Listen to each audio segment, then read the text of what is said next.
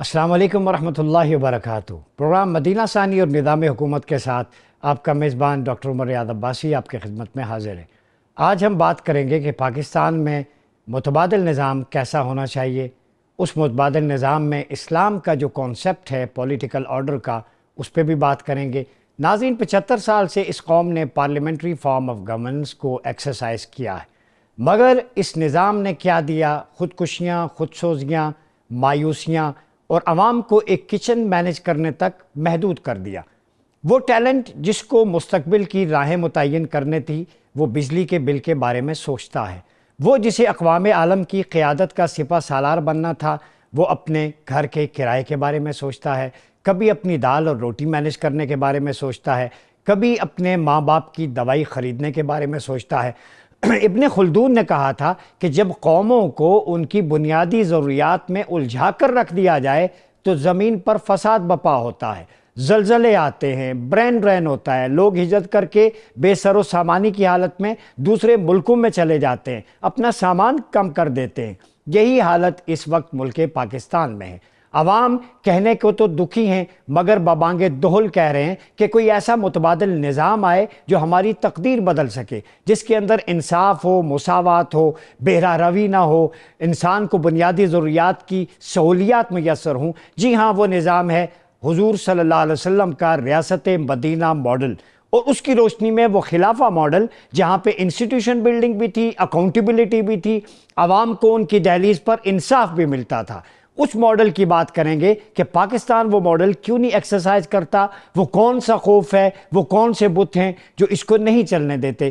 اسی حوالے سے آج ہمیں بڑے season politician, well equipped experience Daniyal Aziz Chaudhry sahab نے جوائن کیا ہے۔ بہت شکریہ سر آپ کی آمد کا۔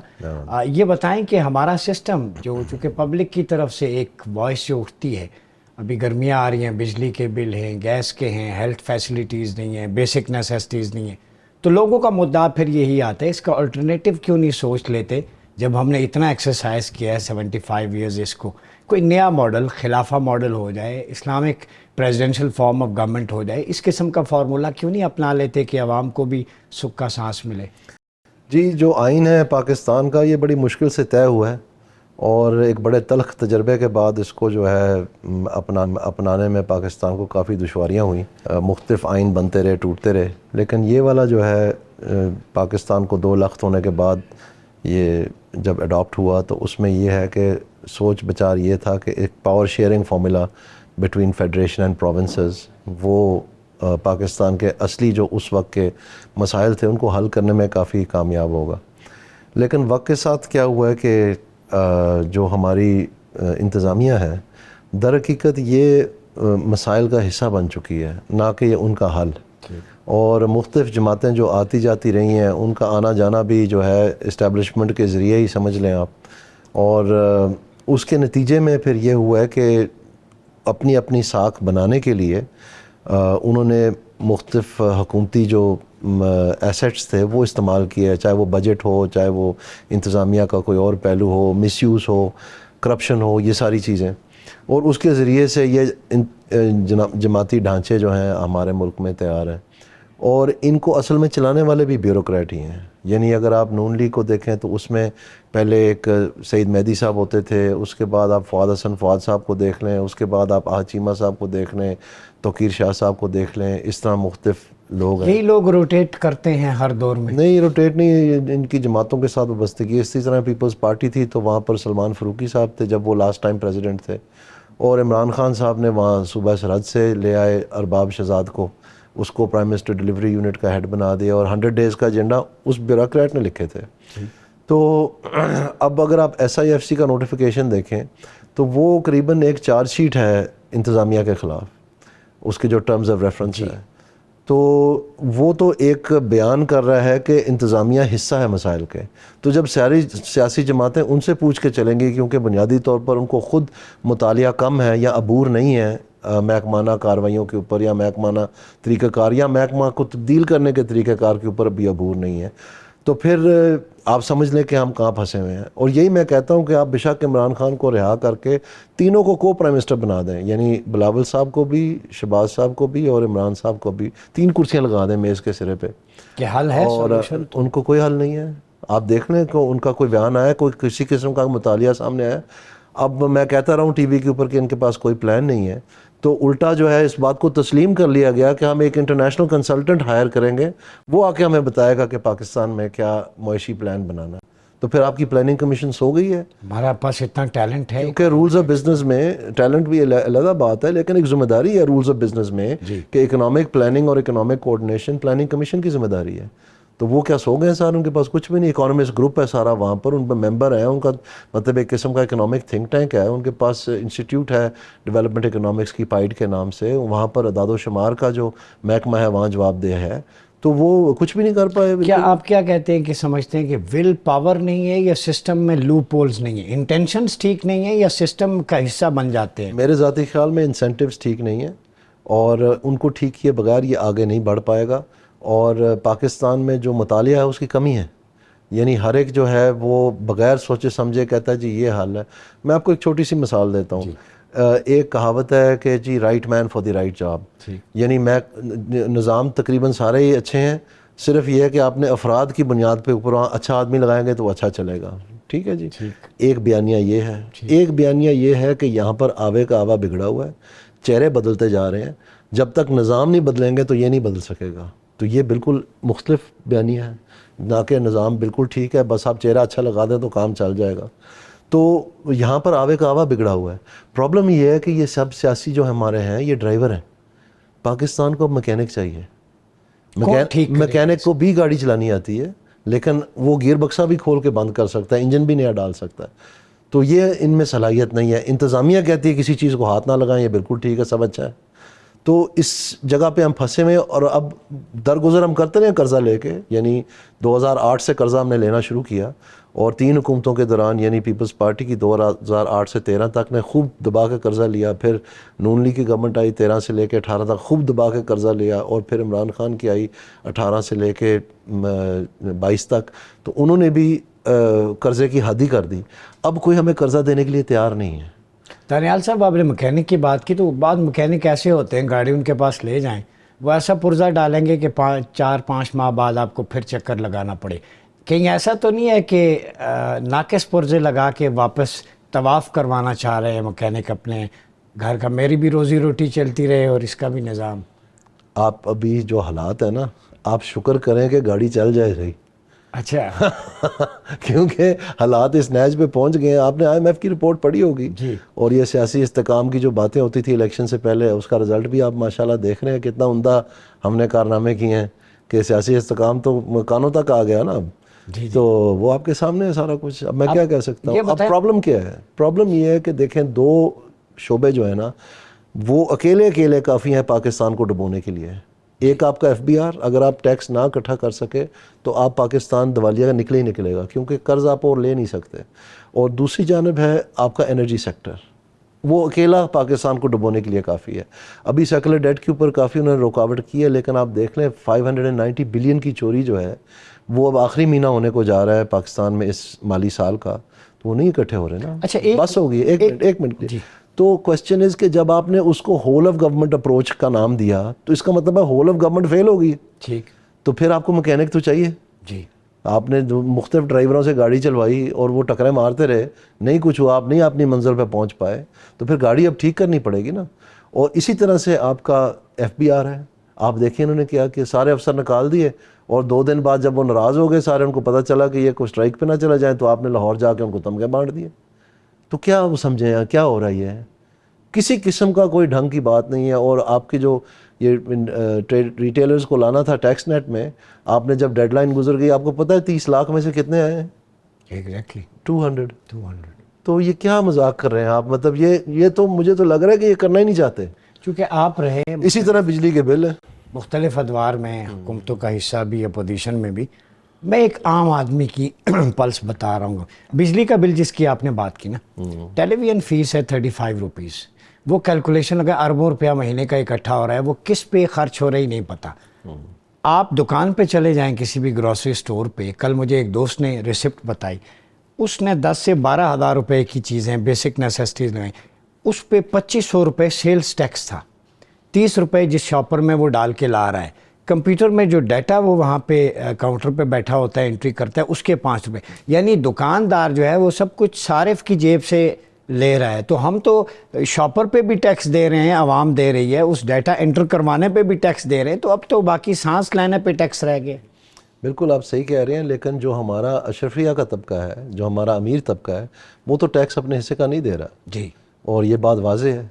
और ये जो हुकूमत है माशाल्लाह, इनकी प्लानिंग आप देखें, यानी वो कह रहे हैं कि अगर आप डीजी लॉ लगा देंगे, लॉ बनाया अभी इन्होंने कि एफबीआर में डीजी लॉ लगा देंगे तो 2.7 ट्रिलियन के केसों में से कम 1.5 महीने में हमें आधा मिल जाएगा, एक धेला नहीं मिलना आपको। आप देख लेना, ये इनको पता ही नहीं है, बेचारे अनाड़ी हैं, ये तो महकमे खुद करवाता है केस सारे।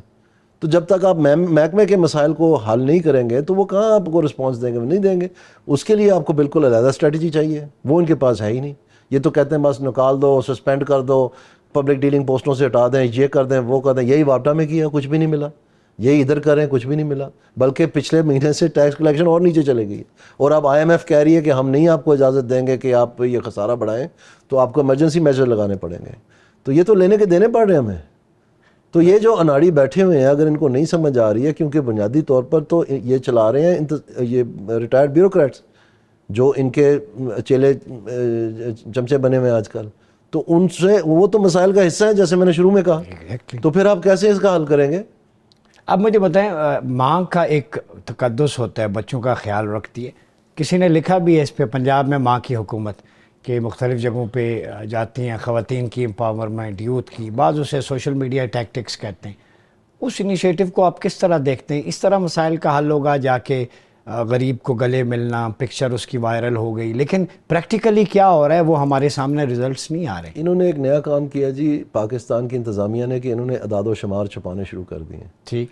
और अदाद शुमार मैनिपुलेट करने शुरू कर दिए हैं। यानी महंगाई का जो एक अदाद शुमार है, जो कि पाकिस्तान ब्यूरो ऑफ स्टैटिस्टिक्स ने तैयार करना होता है, उसमें इन्होंने, ये अखबार की खबर सुपर लीड लगी हुई थी, और उसमें इन्होंने जो नवंबर में 1000% यानी 10 गुना गैस की कीमतें बढ़ाई गई, वो फरवरी में आके चुपके से बगैर किसी को बताए, बगैर कोई मीटिंग बुलाए, तो ये कह दिया कि जनाब ये असल में 1000% नहीं था, ये कोई 380% था। और फरवरी के फिगर दिखा दिए कि जी महंगाई नीचे आ गई है। इसी तरह से ये बाकी फिगर क्वेश्चनेबल हैं। तो उसमें प्रॉब्लम ये है कि आप जब अपने आप के साथ झूठ बोलना शुरू कर देते हैं, अब आप देखें जो महंगाई के अदाद शुमार हैं, ये एक चीज़ है, जो आपके क्राइम के स्टेटिस्टिक्स हैं वो छुपाए हुए हैं। और मैं आपको बता रहा हूँ जिस खौफनाक हद तक क्राइम बढ़ गया, आपको अंदाज़ा ही नहीं है। ख़ास तौर पे चोरी चकारी के मद में, मर्डर के मद में, अनएम्प्लॉयमेंट है, यंगस्टर्स सारे ग्रेजुएट्स हैं। जी, एक बात ये है। फिर आपने अच्छा किया अनएम्प्लॉयमेंट का नाम ले लिया। आपको पता है लास्ट लेबर फोर्स सर्वे कब किया है गवर्नमेंट ऑफ पाकिस्तान ने, ये स्टेटिस्टिक्स ब्यूरो ने? 2020 में। 20 में ऐसे यानी 4 साल के लिए वो पी गए। और जो IMF है उनके साथ तो झूठ नहीं बोल सकते, तो वो बता रहे हैं कि ये करीबन 9% है। आप बताएं, बड़े मियाँ साहब क्यों खामोश बैठे? बड़े मियाँ साहब खामोश बैठे ना बैठे, वो तो वही सियासत जानते हैं जो 90 की दहाई की सियासत है कि स्कीमें बांटो और वोट ले लो। अच्छा। लेकिन पाकिस्तान की जो इलेक्ट्रेट है वो ग्रेजुएट कर गई। आप देखें ना, हवा में आपने ट्रेन चला दी तो लाहौर से कितने वोट मिले, फिर आपको कितने बिलियंस आपने लगा दिए। वही पैसे आप किसी देहाती हल्कों में लगाते तो सूरत हाल और की और हो जानी थी। लेकिन तख्त लाहौर हम नहीं छोड़ सकते। अब आप कह रहे हैं उनको हेलीकॉप्टर भी देना है कि घर को, चलें वो भी दे लें, तो क्या मान जाएंगे फिर? या मोटरसाइकिल बांट लेंगे, या आटे के थैले बांट लेंगे जी। तो क्या ये एक्चुअली जो है ना, एक किस्म की वोटर की अब तौहीन है। क्योंकि वो असल बातें करना चाहते हैं, वो बातें करना चाहते हैं कि जो आप उनको ये बांटने के ज़रिए उनकी आने वाली नस्लों को कर्ज में डुबो रहे हैं, क्योंकि ये सारा डेट का पैसा है। हेल्प की बजाय स्किलफुल बनाएं, एम्पावर करें। तो नहीं, मैं और बात कर रहा हूँ कि उसका मुतबादल क्या है फिर इनके पास? इनको और तरीकाकार कोई नहीं आता। आप ज़ेब्रा को कहें कि अपनी स्ट्राइप बदल दे, बदल सकता है। तो इसलिए मैं आपको कह रहा हूँ कि ये इसका हल जो है, हम बहुत सारे दोस्त जो मेरे इस बारे में बहुत फिक्रमंद हैं, हम सारों ने यही सोचा कि इसका फिर कुछ ना कुछ करना पड़ेगा। आप क्या करने जा रहे हैं? प्लेटफॉर्म बनाना पड़ेगा, नई सियासी जमात बनाएंगे, कोई प्लेटफॉर्म बनाना पड़ेगा। शायद खाकान अब्बासी साहब के साथ कोई आपका? शायद खाकान साहब बहुत अच्छे आदमी हैं जी, बड़े काबिल हैं। मेरे ऊपर ज़ाती तौर पर उनकी बड़ी मेहरबानी है, मैं बड़ा पसंद करता हूँ उनको। भाइयों जैसे, 2 पुश्तों का हमारा ताल्लुक़ है, और वो बात अपनी जगह है। लेकिन इसमें जो कॉम्प्रोमाइज़ है महंगाई और बेरोज़गारी पे, वो नहीं हो सकता। यानी तो मैंने पाकिस्तान की अवाम के साथ एक वादा किया था कि मैं महंगाई और बेरोज़गारी के ख़िलाफ़ जिहाद लड़ूंगा। تو وہ جاری ہے. آپ کے پروگرام پہ بھی وہی باتیں کر رہا ہوں اور جگہ جگہ وہی باتیں کر رہا ہوں. لیکن افسوس کی بات مجھے یہ ہے کہ جب یہ پبلک کا نمبر 1 ایشو ہے تو اور سیاستدانوں نے کیوں سانپ سونگھ لیا اس ایشو پہ؟ کیوں نہیں بات کرتے؟ کیا آپ دیکھیں کشمیر میں کیا ہو رہا ہے. آپ کو پتہ کیا ہوا ہے؟ یہ مہنگائی اور بے روزگاری سامنے آئی ہے. وہ کیا کہہ رہے ہیں؟ وہ آج انہوں نے سبسڈی دے دی, مطالبات مان دیے. کیا وہ اب پاکستانی عوام کے بھی مان لیں گے مطالبات؟ نہیں, پیسے نہیں ہیں, قرض ہی نہیں دینے کو تیار. اس کا مطلب ہے جو لاؤ لشکر یہ لے کے سارا نکلے تو تماشا اس کا جو پچھلے 20 برس میں یہ تماشا جو چلا ہے جی یہ سارا قرض پہ چلا ہے. ایگزیکٹلی. اور آپ کی نسل در نسل انہوں نے قرض میں ڈبو دی ہے اور اب قرضوں کو آپ کو دینے کے لیے تیار کوئی نہیں ہے. تو اب وہ سیاست کیسے چلے گی؟ ریوڑیاں باندھے, ریوڑیاں تو رہی ہیں نہیں. اب تو ٹائم آ گیا ذمہ دار فیصلے کرنے کا. وہ آپ دیکھ رہے ہیں کہ 200 ریٹیلر آ گئے تو آپ کہہ رہے ہیں کنسلٹنٹ منگوائیں. یعنی یہ نہ کرنے والی باتیں نا. جب کرنا ہوتا ہے اسٹیٹ نے کام تو پھر وہ نیوکلیئر بم بھی بنا لیتے ہیں. اچھا یہ باتیں ہمارے یہاں ایک کلچر ہے, آخری سوال ہے کہ ہمارا اسلامی نظام سے گھبرا, حالانکہ ایکویلٹی جسٹس ہے اس میں. میثاق مدینہ ایک انکلوسیو سوسائٹی کی بات کرتا ہے, ڈائیورسٹی کی, اس میں مائنورٹیز کے رائٹس ہیں سب کے. آپ صلی اللہ علیہ وسلم نے جو معاشرہ سوشو اکانومک آرڈر پہ بلڈ کیا تھا, مواخات کا, مہاجرین اور انصار کے درمیان فریٹرنٹی کلب, وہ ساری آج کے دور میں اگر ان نارمز کو, ٹریڈیشن کو ہم امپلیمنٹ کریں تو کس چیز کا فیئر ہے؟ اس سے زیادہ ایک ڈائیورس کلچر تو کسی میں بھی نہیں ہے. پھر خوف کس بات کا ہے؟ وہ چیزیں لیں, اس کو امپلیمنٹ کر دیں. فیئر تو کوئی نہیں ہے جی. یہ نظام بناتے اس کو چلاتے بڑے سال لگ جاتے ہیں. اور جیسے کہ میں نے آپ کو بتایا جو ہمارا آئین ہے, وہ خوبیاں لے لیں نا اس میں جو سے. آئین ہے ہمارا وہ کسی بھی ایسی چیز کے برخلاف نہیں ہے. ایسا ہی بالکل. لیکن یہ ضرور ہے کہ اس میں ایک طریقہ کار بتایا گیا کہ آپس میں ہم نے کیسے رہنا ہے اور کون سے حقوق ہوں گے اور کس طرح سے ان کو یقینی بنایا جانا ہے اور یہ ساری چیزیں. اب اس پہ عمل درآمد نہیں ہوتا وہ ایک علیحدہ بات ہے, لیکن وہ ایک اگریڈ ڈاکیومنٹ ہے. اب اگر آپ اس کو مطلب اکھاڑ پچھاڑ کرنا چاہیں گے تو پھر اس کا بھی ایک طریقہ کار ہے, وہ پارلیمنٹ ہے. تو اس کے علاوہ آپ کریں گے تو پھر آپ کو نہیں بالکل, لیکن اس پہ امپلیمنٹیشن نہیں ہو رہا. حالانکہ اسلامک پروویژنز ہیں, آرٹیکل 38 ہے سوشو اکانومک. تو امپلیمنٹیشن جو پبلک ہے وہ یقینی بنائے نا جی, جو ووٹ کے ذریعے جو امپلیمنٹیشن وہ چاہتے ہیں. اس طرح سے جو قرض لے کے اور تباہی مچانا ہے پاکستان کی آنے والی نسلوں کے ساتھ, اور بے روزگاری اور یہ جو چوری چکاری کا بازار گرم کیا ہوا ہے, یہ تو نہیں ہونا چاہیے نا. تو حکومت تو یہ رک سکتا ہے یہ سسٹم, حکومت یہ 5 سال پورے ہے. یہ حکومت اتنی دیر چلے گی جس کام کے لیے یہ بنائی گئی ہے. کس کام کے لیے؟ بس آپ سمجھ رہے ہیں. اب اس چیز پبلک کو بتا دیں اشارتاً کنایات. سارا آپ کو پتہ ہے, آپ خود ہنس رہے ہیں. سارا آپ کو پتہ ہے, ایگزیکٹ. میں تو آپ کی چہرے کی مسکراہٹ پہ ہنس رہا ہوں. پبلک کو بھی پتہ ہے, پبلک کو بھی پتہ ہے. وقت آنے پہ آپ دیکھ لینا. اچھا, گرمیاں گزار لیں گے لوگ. میں نے آپ کو کہا ہے جس کام کے لیے بنائی گئی ہے اس وقت تک رہے گی. ٹھیک. تو آگے پاکستان کا مستقبل کیا دیکھ رہے ہیں؟ دیکھیں جی, پاکستان اگر مہنگائی اور بے روزگاری پہ اوپر کنٹرول نہیں کر پائے گی, اور میں آپ کو یہ بتا دوں مہنگائی ایسی چیز ہے, مہنگائی ہوتی نہیں ہے, مہنگائی کی جاتی ہے. اس کا ثبوت آپ دیکھ لیں. سری لنکا میں اس وقت جو 2 سال پہلے دیوالیہ نکل گیا تھا, ایکچولی نکل گیا تھا, تو وہاں مہنگائی 60% تک گئی, اور اس وقت وہ 0.9% یعنی 1% سے کم. تو انہوں نے کنٹرول کرنا چاہا, کر لیا. افغانستان میں -8% یعنی وہاں سستا زمانہ آ رہا ہے. آپ کے دونوں پڑوس ہیں نا, یہ ایک اس طرف ایک اس طرف, تو ان کا حال آپ دیکھ لیں. تو آپ کیوں نہیں 4 سال سے کنٹرول کر پا رہے؟ اس میں ان کے مفادات لپٹے ہوئے ہیں, اس لیے غریب کے اوپر سارا بوجھ ڈالا ہوا ہے. مہنگائی ایک ٹیکس ہے, یہ ڈالا ہوا ہے غریب کے اوپر. ٹیکس کے علاوہ ٹیکس ہے. ہاں, کہ آپس میں یہ انفلیشن ٹیکس کہتے ہیں اس کو اکنامکس میں, کہ آپس میں یہ بانٹتے رہیں قرض سستے داموں اور اس سے مزے لیتے رہیں, اور جب مہنگائی کی باری آئی تو وہ غریب کے لیے. بہت شکریہ دانیال عزیز صاحب. ناظرین, بڑی امپورٹنٹ اور انٹرسٹنگ رہی, سیزن پولیٹیشین ہے دانیال عزیز صاحب. ان کے ساتھ سسٹم پہ, ریفارمز کے کس جگہ پہ لوپ ہولز ہیں, کیسے بہتری ہو سکتی ہے. آج ہم پاکستان میں اسلامی نظام, ریاست مدینہ کا جو ماڈل ہے, خلفائے راشدین کا جو ماڈل ہے, اس کی امپلیمنٹیشن کی بات کریں گے. چونکہ 75 سال سے یہ گلا سڑا نظام بوسیدہ لاش بن چکا ہے, عوام کو ڈیلیور نہیں کر پا رہا. ہمیں جوائن کیا ہے سینیٹر حافظ حمداللہ صاحب نے, جن کا تعلق جمعیت علماء اسلام سے ہے. بہت شکریہ سر آپ کی تشریف آوری کا. یہ بتائیے گا کہ ہمارے ہاں 75 سال سے جو نظام رائج ہے, اگر یہ اتنا ہی خوبصورت یا خوشکن ہوتا تو عوام کی حالت دار آج یہ ہوتی. وہ خودکشیاں کر رہے ہیں, خود سوزیاں کر رہے ہیں, ٹیکسوں کی بھرمار ہے. اور یہ ریسپٹ میں آپ کو دکھانا چاہوں گا, بلکہ کیمرے میں بھی ذرا ایک دفعہ اس کو کلوز اپ کر کے یہ دیکھیں. یہ گروسری آئٹمز ہے سینیٹر صاحب, یہ 12,000 روپے کا سودا, اور اس پہ 2,369 روپے جنرل سیل ٹیکس, 5 روپے جو کمپیوٹر پہ بندہ انٹری کرتا ہے اس کے 30 لفافے کے, تو اب سانس لینے پہ ٹیکس باقی رہ گیا ہے، تو کیا ان سارے مسائل کا حل اسلامی نظام نہیں ہے؟ بسم اللہ الرحمن الرحیم۔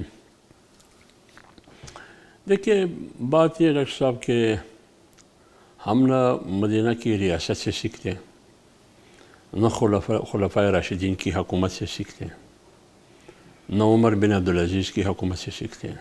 اب آپ بتائیے، بات کرتے ہیں ہم اسلامی کی، کیا اس ملک میں عملاً اسلامی نظام ہے؟ نہیں ہے۔ خلافت تو بھی اسلامی نظام تھا، اور کیا تھا؟ کیا اس ملک میں سزا اور جزا کا نظام ہے؟ بالکل نہیں ہے۔ کاغذوں میں تو لکھا ہے، کیا لیکن کہاں ہے سزا اور جزا کا نظام؟ طاقتور چھوٹ جاتا ہے، کمزور تو پھنس یہی ہے جاتے نا، ہیں۔ آپ اس ملک میں آپ دیکھیے، آپ کی اشیاء ضروریہ، آپ کا روٹی ہے، کپڑا ہے، مکان ہے، تعلیم ہے، صحت ہے، کھانے پینے کی چیزیں ہیں، کیا یہ غریب طبقہ تو کیا متوسط طبقہ، مڈل کلاس، اپر کلاس، سب کی معیشت اور ان کی مالی حیثیت نے جواب دیا ہے۔ اس میں خرید و فروخت کی قوت اور صلاحیت ہی نہیں رہی ہے۔ کیا یہ نام ہے فلاحی ریاست کا؟ حالانکہ آرٹیکل 38 میں لکھا ہوا ہے socio economic well being of people state ensure کرے۔ مطلب آپ آرٹیکل تقریباً 14، 15 یا 20 ایسے آرٹیکل ہے جو آپ کے انسانی حقوق کے حوالے سے ہے۔ کیا یہاں انسانی حقوق ہے؟ انسانی حقوق 3 چیزوں کا نام ہے: عزت کی تحفظ، عزت اور ابرو کی، جان کی تحفظ، مال کا تحفظ۔ آپ بتائیے یہاں عقل و دانش کا، یہ مقاصد شریعت سارے یہی تو یہ چیزیں کیا یہ ہے؟ اور دوسری بات یہ ہے کہ اب جب اسلام کی بنیادی اصول یہ ہے جو آپ نے ڈیلیور کرنا ہے، عوام کو سہولتیں دینی ہے، پھر اس کو فلاحی ریاست کہا جاتا ہے۔ بنیادی چیز گھر سے لے کر، ایک شخص سے لے کر، خاندان سے لے کر، قوم سے لے کر ریاست تک، بنیادی 2 چیزیں، ایک ہے معیشت، ایک ہے سیکورٹی، امن و امان۔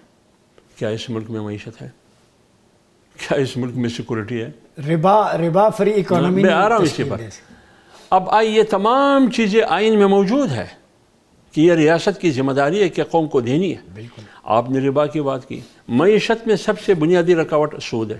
اللہ رسول کے خلاف کھلا اعلان جنگ، اور اللہ اور رسول کے خلاف یہ اعلان جنگ ہے۔ فَأَذَنُوا بِحَرْبٍ مِّنَ اللَّهِ وَرَسُولِهِ۔ یہ اب سمجھو کہ آپ اعلان جنگ ہے اللہ اور رسول کے خلاف۔ تو کیا ہم اس جنگ سے تو پہلے نکلے نا؟ ہم لڑ رہے ہیں، 76 سال سے لڑ رہے ہیں اللہ کے ساتھ۔ اب دیکھیں، احل اللہ البیع وحرم الربا، حرم الربا، حلت بے بھی نہیں ہے، وہ ربا کو تو چھوڑیں آپ، ربا کو چھوڑ، یعنی آپ کے دودھ میں ملاوٹ ہے، ایسے ہی ہے۔ ٹھیک ہے نا؟ ہر چیز میں، گھی میں ملاوٹ ہے، چینی میں ملاوٹ ہے، چائے کی پتی میں ملاوٹ ہے، گوشت، گدے کے گوشت لوگ بیچتے ہیں۔ جب ان تمام چیزوں میں صورتحال یہ ہو تو اس کا مطلب یہ ہے کہ معاشرہ، اکثریت معاشرہ ہو سکتا ہے، اللہ نہ کرے کہ وہ بھی کرپٹ، کیوں؟ اوپر میں سزا اور جزا کا کوئی نظام نہیں ہے، نظام بھی کرپٹ، اور جو نظام کو پروموٹ کر رہے ہیں وہ بھی کرپٹ۔ اچھا یہ بتائیں، آپ کی گفتگو سے عدالتی نظام ہے، خلفائے راشدین کے نظام میں ہم دیکھتے ہیں لوگ گھبراتے، امیر المؤمنین بھی جو قاضی کے سامنے پیش ہوتا، سیدنا علی کرم اللہ وجہ الکریم کی زرہ کا معاملہ آپ کے سامنے، سیدنا عمر فاروق رضی اللہ تعالیٰ عنہ، ایکسٹرا قمیض جو ہے وہ ایک شخص نے پوچھ لیا، ٹھیک ہے، اب وہاں اکاؤنٹیبلٹی میں no one is above the law, president seat کی، اور لوگ پھر مسلمان ہوئے، یار خلیفہ راشد سے پوچھا جا رہا ہے، مطلب سب کے حقوق برابر ہیں۔ اب یہاں پہ ہے 4تھی نسل کا بندہ عدالت میں پیش ہوتا ہے، کہتے جی ملزم کو لے آؤ، وہ کہتے اس کا انتقال تو 3 سال ہو گئے، پہلے ہو گیا، اسے چھوڑ دو۔ تو یہ ججز جو ہے جو تنخواہیں لیتے ہیں، ان کو اتنی مراعات ہیں، جوڈیشری ہے، پھر بات کرتے ہیں توہین عدالت ہو گئی، یہاں پہ تو توہین شریعت ہو رہی ہے، اسلام کو، مقاصد شریعت کو ذبح کیا جا رہا ہے، تو کون رکاوٹ ہے؟ دیکھیے 2 باتیں آپ نے کی، عدالتی انصاف، اور دوسری بات آپ کے ریلیٹڈ ہے آرٹیکل 19 کے ساتھ، جی، اظہار رائے کی آزادی، ٹھیک ہے نا؟ عدالت میں انصاف کہاں ہے؟ مثالیں آپ نے خود دی، طاقتور کے لیے کون سا عدالت کا کون سا معیار ہے، بالکل، اور ایک غریب اور متوسط طبقے کے لیے کون سا معیار ہے؟ ایک سمبوسے اور ایک پکوڑے کے لیے 5 سال کیس چلتا ہے، کیوں؟ وہ بیچارہ عدالت کی چکریں لگاتا ہے، آپ نے پکوڑا چوری کیا ہے، آپ نے سمبوسہ چوری کیا ہے، ایک آدمی نے اربوں اربوں اربوں کربوں، ابھی اب اسکینڈل آپ کے سامنے ہے، گندم کا اسکینڈل، 310 ارب روپے ہڑپ کر گئے، یعنی آپ کی خزانے کو 310 ارب روپے کا نقصان ہوا۔ چونا لگا دیا۔ اب اسی 300 ارب روپے کے لیے آپ IMF سے بھیک مانگ رہے ہیں، چھاٹ رہے ہیں، اور ادھر کرپشن کی حالت یہ ہے۔ اب آپ بتائیے کوئی سزا اور جزا ہے، کوئی نظام ہے؟ تو جب صورتحال یہ ہو، عدالت کہاں ہے، ایگزیکٹو کہاں ہے، مقننہ کہاں ہے؟ یہ نظام بوسیدہ لاش بن چکا۔ ابھی ایک بات اور آ رہا، آپ نے عمر فاروق رضی اللہ تعالیٰ عنہ کا ذکر کیا، ایک آدمی نے سوال کیا، اجتماع میں کھڑے ہو کے سوال کیا، تو انہوں نے جواب بھی دیا لیکن گوارا نہیں کیا، برا نہیں لگا اس کو، اس کا سوال برا نہیں لگا اتنے پورے اجتماع میں۔ پھر ایک دفعہ ایسا بھی ہے کہ ابو بکر صدیق رضی اللہ تعالیٰ عنہ اپنے وقت میں، عمر فاروق رضی اللہ عنہ اپنے وقت میں فرسٹ اسپیچ میں، پہلے خطاب میں کہا کہ آپ اگر میں پیغمبر علیہ الصلوۃ والسلام کی روش کے مطابق، ان کی سنت کے مطابق، ان کی تعلیمات اور ہدایات کے مطابق بعثت خلیفہ اپنے ذمہ داریاں نبھاتا رہوں تو ٹھیک، اگر میں نہ نبھاتا رہا تو پھر ایک آدمی کھڑے ہو کہ انہوں نے تلوار نکال کے ہلا دیا کہ آج تلوار کی نوک سے آپ کو سیدھا کروں گا۔ تو یہ وقت کے خلیفہ کو کہہ رہا ہے، جن کی ٹریننگ حضور نے کی، ہاں جن کی ٹریننگ، انہوں نے جواب میں کیا کہا؟ خلیفہ اور امیر المومنین نے جواب میں کیا کیا؟ عمر فاروق نے، انہوں نے اللہ کا شکر ادا کیا کہ اب بھی ایسے لوگ موجود ہیں جو مجھے رائے راست پر ڈالنے کی۔ اتنی عظیم ہستیاں موجود ہوں، 4 موسم ہوں، قرآن ایک خوبصورت ڈاکیومنٹ، سنت اور سیرت، خلافت راشدہ جس کی مثالیں عمر لاز مغرب میں ہیں، وہاں سڑکوں کے نام عمر رضی اللہ تعالیٰ، اولیاتی عمر، انسٹیٹیوشن بلڈنگ، نیچرل ریسورسز ہمارے پاس، زرعی زمین ہمارے پاس، مدنی ذخائر ہمارے، سب کچھ اللہ نے جمع کر دیا اس خطے میں، تو پھر کیا خرابی ہے، رکاوٹ کیا ہے حمداللہ صاحب؟ رکاوٹ نظام بھی رکاوٹ ہے، طاقت بھی رکاوٹ ہے، دولت بھی رکاوٹ ہے، منافقانہ اور جھوٹ کی سیاست بھی رکاوٹ ہے، اس قسم کی پارلیمنٹ جو ہم دیکھتے ہیں یہ بھی رکاوٹ ہے، اور جوڈیشری بھی رکاوٹ ہے، ہر ادارہ اپنی جگہ پہ رکاوٹ ہے۔ آپ مجھے بتائیے آپ کی بیوروکریسی میں، آپ کی اس نظام میں، سیاست کے ماحول میں کوئی ایماندار بندہ چل سکتا ہے؟ نہیں۔ جو کرپٹ ہے وہ چل سکتا ہے؟ فرض کریں آپ آئین کو توڑتے ہیں، وہ چل سکتا ہے، ملک کو توڑتے ہیں وہ چل سکتا ہے، ان کو پھر بھی 21 توپوں کی سلامی دی جاتی ہے، لیکن آپ نے اگر سگنل توڑ دیا آپ نہیں چل سکتے، چلان ہو جائے گا، چالان ہو جائے گا۔ تو ملک کرپشن کرنے والے کا چلان کب ہوگا؟ نہیں ہوگا نا، جب صورتحال، جب حکمرانی طاقت کی ہوگی یا دولت کی ہوگی یا جھوٹ کی سیاست کی ہوگی، آپ کا چالان ہوگا، میرا ہوگا، آپ کو سزا ملے گی، مجھے ملے گی، کسی اور کو نہیں یہ ملے گی۔ بتائیں جب کیس کا فیصلہ سنانے سے پہلے بریف کیس رکھ لیا جائے تو پھر چالان تو بنتا ہے؟ تو اس کا مطلب یہ ہے کہ فیصلے بھی بیچ دیے جاتے ہیں، فیصلے بریف کیس میں رکھے ہاں تو یہ نا فیصلے وقت سے پہلے اس کی قیمت ہوتی ہے، فیصلے کی حیثیت کیا ہے، اس کی کمیت کیا ہے، اس کی کیفیت کیا ہے، اتنی ان کی قیمت ہوگی۔ آپ کی اسمبلیاں بیچی جاتی ہے، خریدی جاتی ہے، جب آپ کی اسمبلیوں میں، پارلیمنٹ میں ایسے لوگ اکثریت کی بیٹھے ہیں جو پیسے دے کے پارلیمنٹ میں آئے، 47 فارم ہاتھ میں تما کے، 45 آپ کے پاس ہے، جو اوریجنل کامیابی آپ کے سند آپ کے پاس ہے، لیکن بیٹھا میں ہوں، تو آپ مجھے بتائیے پھر میں قوم کی نمائندگی کر سکتا ہوں یا ریاست کی کسی کی بھی نمائندگی نہیں کر سکتا ہوں؟ ہاں میں نمائندگی کر سکتا ہوں کیونکہ سرمایے کے بل پہ آیا ہوں، صرف سرمایے کی نمائندگی کروں گا، اس کی پروٹیکشن کروں گا۔ آپ نظام کی بات کرتے ہیں، یہی تو بڑی انٹرسٹنگ گفتگو جاری ہے سینیٹر حمداللہ صاحب کے ساتھ۔ اس پہ سیدنا عبداللہ بن عمر رضی اللہ تعالیٰ عنہ کا ایک مختصر سا واقعہ کوٹ کرتا چلوں کہ سیدنا عمر رضی اللہ تعالیٰ عنہ کے بیٹے محدث تھے، انہوں نے تربوز کھانے کا شوق ہوا، تربوز لے آئے، تو سیدنا فاروق اعظم رضی اللہ عنہ نے منع فرما دیا کہ میری ریاست میں جب تک ایک عام آدمی تربوز کھانے کے قابل نہیں ہوگا میرا بیٹا بھی نہیں کھا سکتا۔ یہ ہے وہ عدل اور مساوات جو رولز اپنی ذات سے سیٹ کرتے ہیں۔ بات ہو رہی ہے نظام کے لوپ ہولز پہ کہ متبادل نظام کیوں نہیں اپنایا جاتا، حالانکہ ہمارے پاس ڈیوائن ڈاکیومنٹ ہے، ریاست مدینہ کا ماڈل ہے، خلافہ ماڈل ہے، اسلامک پروویژنز ہیں جہاں سوشل جسٹس پریویل کرنا چاہیے۔ اسی ایشو پہ گفتگو کا سلسلہ آگے بڑھاتے ہیں، ہمیں جوائن کیا ہے سابق چیئرمین سینٹ ہیں، پیپلز پارٹی کے سینئر رہنما ہیں جناب سید نیر حسین بخاری صاحب نے. بہت شکریہ بخاری صاحب آپ کی آمد کا. آپ کی طرف آؤں گا. بڑے سیزن پولیٹیشین ہیں آپ، اور ظاہر ہے بینگ چیئرمین سینٹ آپ بہت ساری ایسی لیجسلیشن کے مراحل سے گزرے ہوں گے، چیزیں سامنے آئی ہوں گی آپ کے. آپ بتائیں پاکستان میں یہ جو اکانومک ایکویلٹی نہیں ہو رہی، چاہے وہ ہیلتھ ہے، ایجوکیشن ہے، بیسک نیسیسٹیز ہیں، اس کی بنیادی وجہ کیا ہے؟ کہاں ہے لوپ ہولز؟ اس پہ لیجسلیشن کیوں نہیں ہوتی کہ عام آدمی کا معیار زندگی بلند ہو؟ جی شکریہ. گزارش ہے کہ لیجسلیشن تو موجود ہے، اصل بات ہے امپلیمنٹیشن کی. جی اگر آپ پاکستان کا کانسٹیٹیوشن ہے ایکول رائٹس کی بات کرتا ہے، کوئی ڈسکرمنیشن نہیں ہے سیکس کی بنیاد پہ یا ریلیجن کی بنیاد پہ، کلر کریڈ کی بنیاد پہ. اصل ایشو امپلیمنٹیشن ہے اور حکومتوں کی کارکردگی ہے.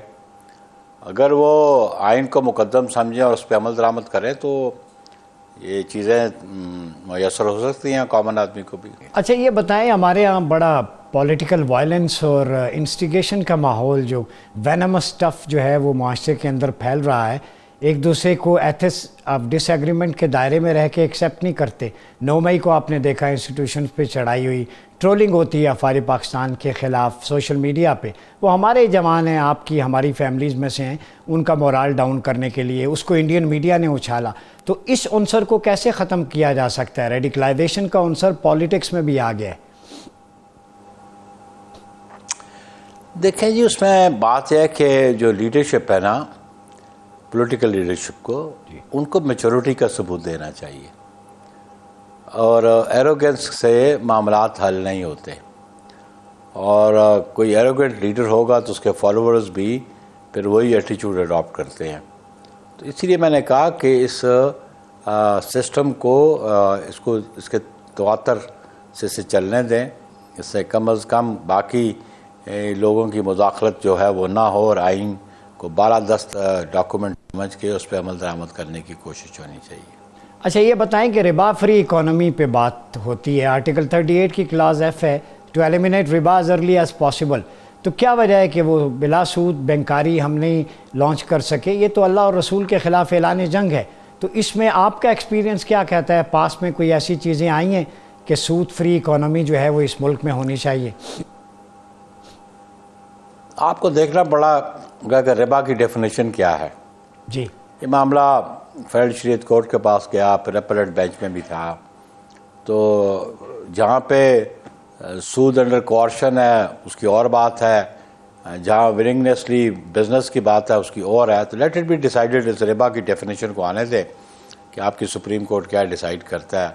اور میں سمجھتا ہوں کہ بالکل اسلام میں سود بالکل ممنوع ہے، حرام ہے، اور وہ individual to individual, case to case ہے. لیکن جہاں اسٹیٹ ٹو اسٹیٹ معاملات ہیں اس کو بھی آپ کو مد نظر رکھنا پڑے گا، اور پھر ربا کی ڈیفینیشن کو آپ کو ایگزامن کرنا پڑے گا. اچھا موجودہ کشمیر کی جو صورتحال رہی، آپ کو پتہ ہے وائلنس ہوا، حالانکہ 6 ارب کی ڈالر کی لاگت سے ہم نے 2 ڈیم بنائے، 20-25 لاکھ کشمیری پناہ گزین ہیں، ہماری فوج ان کو پروٹیکٹ کر رہی ہے. تو اس رویے کو آپ کیسے دیکھتے ہیں؟ ویسے تو مذاکرات ہو گئے ہیں، کچھ چیزیں ان کی مان لی گئی ہیں، تو یہ ایٹیچیوڈ کس طرف دکھتا ہے آپ کو؟ اس میں کوئی فارن ایلیمنٹ تو انوالو نہیں ہے، کانسپیریسی ہے؟ بالکل. آپ دیکھیں آپ کے پڑوسی ملک کی ہاسٹیلٹیز ہیں آپ کے خلاف، اور ایسا ایلیمنٹ تو ان کو دستیاب ہو سکتا ہے. بالکل درست کہ جس طرح پاکستانی عوام اور وہاں پہ اکثریت وہ علاقے پاکستان کے حق میں، تو کچھ پرسنٹیج اگر وہ نعرہ لگاتی ہے کسی کی بیہیسٹ پہ یا کوئی پلانٹڈ لوگ ہیں، تو اس سے ہمیں گھبرانا نہیں چاہیے، کیونکہ بالکل کشمیر پاکستان کی شاہراہ ہے. تو اس کے لیے جدوجہد بھی پاکستان نے کی ہمیشہ کہ انٹرنیشنلی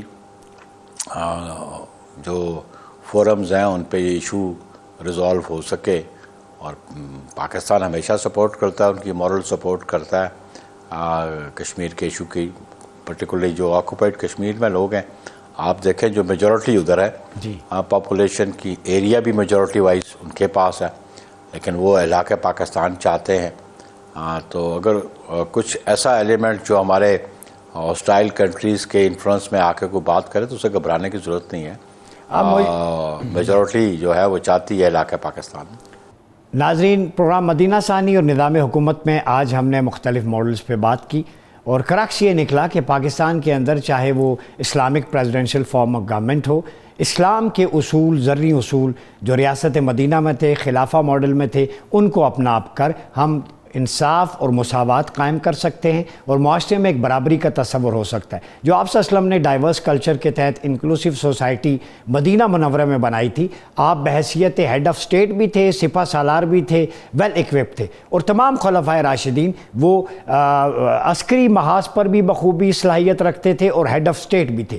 تو کیوں نہ ایسا فارمولہ لایا جائے کہ وہ شخص جس کے سینے میں قرآن ہو، جو قرآن فہمی بھی جانتا ہو، جو اپنے مختلف سپاہیوں کے محاذوں پر قرآن کا درس دے رہا ہو اور ان کا ویژن قرآنک آئیڈیالوجی کے مطابق کر رہا ہو، ایسا شخص پاکستان میں لائیں جو عسکری امور کا ماہر بھی ہو، پولیٹیکل ویژن بھی رکھتا ہو، اور نیچے اس کی شورا ہو، اور پھر اس کے نیچے گورنرز ہوں. بی ڈی سسٹم جو پبلک کو فیسیلیٹیٹ کرنے کے لیے یہ ہے ریاست مدینہ کا ماڈل، اور یہی خلافہ ماڈل ہے.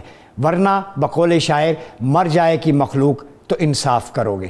اپنے میزبان ڈاکٹر عمر ریاض عباسی کو اجازت دیجیے. اللہ حافظ.